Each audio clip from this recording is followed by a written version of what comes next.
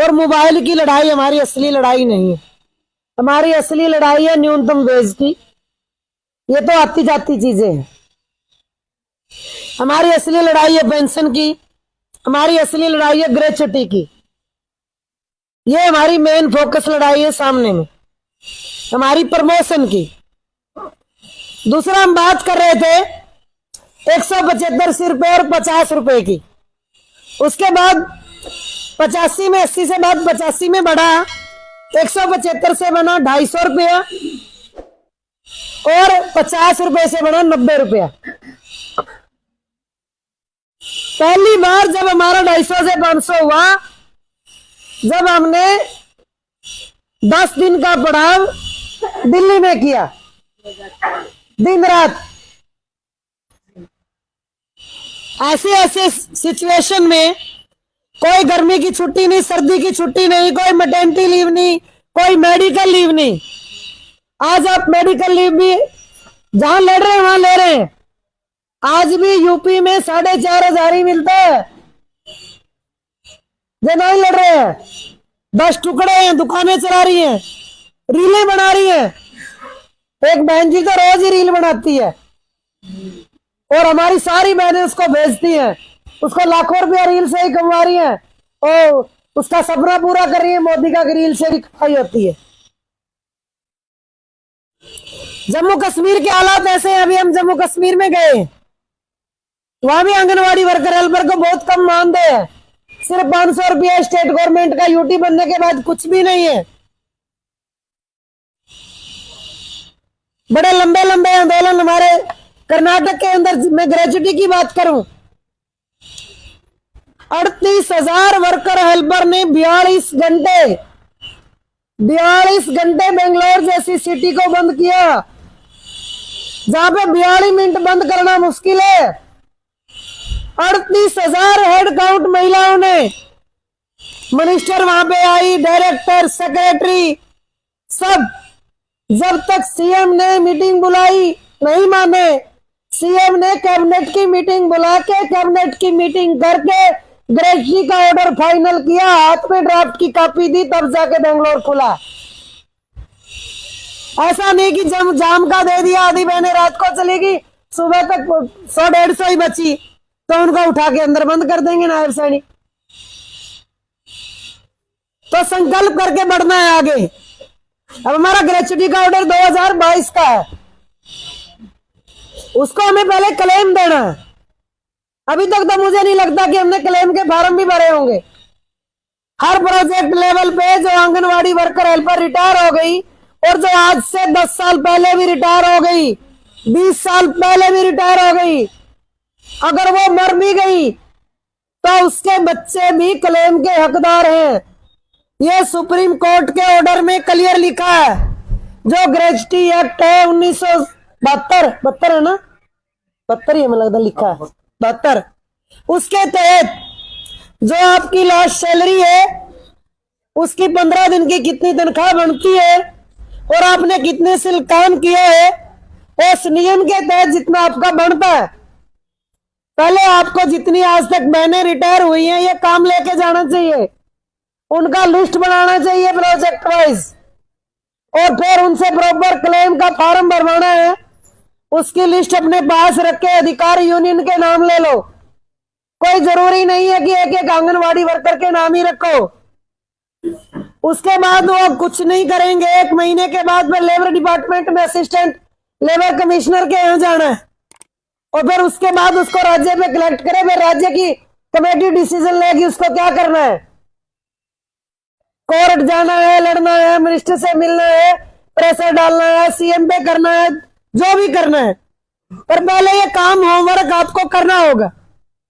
जब तक ये होमवर्क नहीं होगा तब तक ये क्लेम क्लियर ही नहीं होगा। गुजरात में 286 करोड़ रुपए का क्लेम हो चुका है और उसका हमारा इतना अच्छा रिजल्ट है, इतना अच्छा रिजल्ट है कि हमारी मेंबरशिप 3 गुना हो गई है। और आपने देखा होगा अभी कुछ फोटो वीडियो है, पूरा जथा किया उन्होंने पूरे गुजरात में। रिटायरियों की एक यूनियन अलग से खड़ी कर दी, एक एक रिटायर आंगनवाड़ी वर्कर हेल्पर की फैमिली तक पहुंचे हैं। सबको ढूंढ ढूंढ के निकाला, सबको पैसा दिलवाया, सबको, जिसकी डेथ होगी उनके बच्चों को भी क्लेम दिलवाया। और वहां का आंगनवाड़ी वर्कर हेल्पर का CI2 में भरोसा हुआ। यहां तक आ गई सरकार की हमारा 9 तारीख को आंदोलन था, परमिशन नहीं दिया आंदोलन करने के लिए, और 10 तारीख को BMS को परमिशन था। और फिर भी पर्चा होगा तो होगा, जेल जाएंगे तो जाएंगे, बट आंदोलन होगा। बिना परमिशन के भी आंदोलन किया अहमदाबाद में, और बहुत बड़ा रैली हुआ वहां पे, जहां पे नाम नहीं लेने देते थे, आज हर गांव तक लाल झंडा आंगनवाड़ी लेके गई है।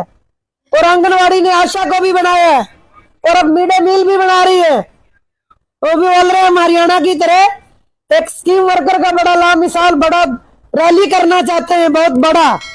अभी आंगनवाड़ी का ही था बहुत बड़ा, आपने देखा होगा। उसका नतीजा है यह आंदोलन। और अभी गुजरात हाई कोर्ट ने आंगनवाड़ी वर्कर को न्यूनतम वेज देने का ऑर्डर भी किया है। पहले सिंगल बेंच का ऑर्डर हुआ, सरकार उसके खिलाफ डबल बेंच में गई, डबल बेंच भी आंगनवाड़ी वर्कर के हक में आया, और अब सरकार सुप्रीम कोर्ट चली गई। और अब हम सुप्रीम कोर्ट में भी पार्टी है, हम न्यूनतम वेज के लिए सुप्रीम कोर्ट तक भी लड़ेंगे, पर लड़ने के बाद, जीतने के बाद भी आंदोलन से ही लागू होता है। ये सुप्रीम कोर्ट का ऑर्डर आपके सामने सबूत है। 3 साल हो गए, अगर आंदोलन नहीं तो कोई अधिकारी सुप्रीम कोर्ट के ऑर्डर की परवाह नहीं कर रहा। सुप्रीम कोर्ट का ऑर्डर है बराबर काम बराबर तनख्वाह, पर कोई भी सरकार मान नहीं रही। आपके सामने है कि ठेकेदार को क्या, आउटसोर्सिंग को क्या, रोडवेज के अंदर, बिजली के अंदर, हर डिपार्टमेंट में ठेके का कर्मचारी है, अलग अलग तनख्वाहें। तो सुप्रीम कोर्ट के ऑर्डर भी आंदोलन से लागू होते हैं। ऑर्डर तो हर बंदे को खाना मिलना चाहिए, कोई भूखा नहीं सोना चाहिए, नहीं लागू है। सबको शिक्षा मिलनी चाहिए, यह भी ऑर्डर है, पर नहीं मिल रही है। तो ICDS के ऊपर जो लगातार साथियों काम बढ़ रहा है, 50 साल होने के बाद भी अपना इंफ्रास्ट्रक्चर नहीं है, सबकी अपनी बिल्डिंग नहीं है, बिजली के बिलों के प्रबंध नहीं है, मोबाइल नकली है, और भारत सरकार का ऑर्डर है 4 साल के बाद फोन को रिप्लेस कर रहे हैं। आपको तो मिला है अभी है, जो 2000 टेलीफोन का बिल है, बिल 28 दिन का रिचार्ज होता है। 28 दिन के हिसाब से 13 महीने बनते हैं, 12 नहीं बनते हमारे। 364 होता है, 28 गुणा 13, तो हमें 13 रिचार्ज चाहिए। और 13 रिचार्ज में 2000 का 1 महीने का 155 रुपये आता है। और 155 रुपये में हिंदुस्तान की कोई भी टेलीकॉम कंपनी इंटरनेट को रिचार्ज नहीं करती। और जितना हमारे ऊपर काम है, 2 GB डाटा डेली चाहिए, अच्छी क्वालिटी का फोन चाहिए, और रेंज चाहिए। अभी तो 100% रेंज केरला जैसी स्टेट में भी नहीं है। बिहार जैसे में 43% जगहों पे इंटरनेट की सही वाली रेंज है। तो जहां आपका सरकार का प्रॉपर इंटरनेट की रेंज भी नहीं है, फोन भी अच्छे नहीं है, मोबाइल रिचार्ज भी पूरा नहीं है, सिर्फ ऑनलाइन डाटा, ऑनलाइन फोटो से ही हमारे बच्चों का कुपोषण खत्म नहीं हो सकता। प्री नर्सरी के नाम पे, नई एजुकेशन पॉलिसी के नाम पे, पोषण भी पढ़ाई के नाम पे आंगनवाड़ियों के ऊपर डाका मारा जा रहा है। वहां पे कोई सुविधा नहीं है, स्कूलों के साथ कोलैबोरेशन किया जा रहा है। आंगनवाड़ी वर्कर हेल्पर को कोई क्लियर स्थिति नहीं है, डिपार्टमेंट का कोई होमवर्क नहीं है कि एजुकेशन के आधार पे होगा या एक्सपीरियंस के आधार पे होगा। जो कुछ भी होगा आंदोलन तय करेगा। एजुकेशन पॉलिसी को लेकर के महाराष्ट्र की यूनियन ने, कर्नाटक की यूनियन ने वहां की गवर्नमेंट को प्रेशराइज करके एक ड्राफ्ट बनवाया, और उस ड्राफ्टिंग कमेटी में हमारे वहां के जो CI2 के नेता, आंगनवाड़ी के नेता वरलक्ष्मी जी भी हैं। और ड्राफ्ट का कॉपी अवेलेबल है। जब तुम्हारी सरकार से बात करने की बात आए कि कैसे हो सकता है, आपके पास क्या अल्टरनेट है, तो वो आपको मदद मिलेगी। पर उसके लिए आपको इस चीज को आंदोलन में आने के लिए अपनी एक योजना बनानी पड़ेगी। अभी राशन की बात हो रही थी, हमारी कल ही मिनिस्टर से मीटिंग थी, तो हमने बात किया परसों कि आपका राशन अच्छा नहीं है कि दूसरे राज्यों में क्या देते हैं। भारत सरकार ने रॉ मटेरियल बंद कर दिया। मैंने बोला भारत सरकार ने रॉ मटेरियल बंद कर दिया तो हरियाणा में भरवा पराठा किसका बनता है? वहां पे राजमा चावल कैसे बनते हैं हिमाचल में? तो केरला में बिरयानी कैसे बनती है? तो बोली हमें पता नहीं, हमें गाइडलाइन है। बोले आप पता करो। तो बोली आप मदद करो। तो मैं राज्यों को मैसेज भी डाले, कुछ चिट्ठियां मेरे पास आई, वो मिनिस्टर से शेयर भी की। तो एक दूसरे राज्यों में क्या हो रहा है उससे अपडेट रहेंगे।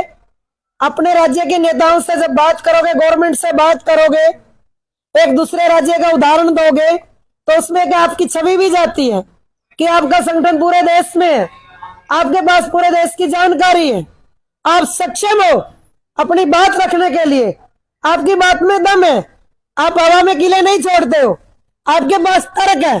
तो सामने वाले को बात करने के लिए, आपकी बात मानने के लिए मजबूर होना पड़ता है।